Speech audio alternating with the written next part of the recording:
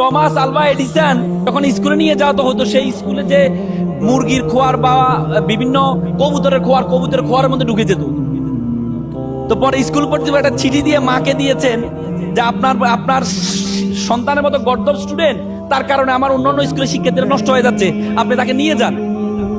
তো পরবর্তীতে মা তাকে বাসায় নিয়ে আসার পরে তো ছেলে জিজ্ঞেস করলো, মা আচ্ছা বলো তো যে শিক্ষক কি লিখেছে চিঠির মধ্যে? মা বলেছেন শিক্ষক লিখেছে, তোমার মতো এত মেধাবী এই স্কুল তোমার জন্য যোগ্য না, এবং এই দেশের কোনো স্কুল তোমাকে পড়াইতে পারবে না। তো সুতরাং তোমাকে ঘরে পড়াইতে হবে, কারণ কোনো স্কুল তোমার জন্য যোগ্য হয় নাই, তোমার এত যোগ্যতা।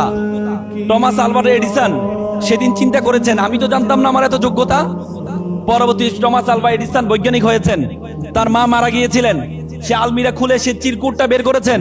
চিরকুটের মধ্যে দেখতে পেলেন লেখা আছে, আপনার স্টুডেন্টের গর্দভের কারণে আমার অন্যান্য শিক্ষার্থীরা নষ্ট হয়ে যাচ্ছে।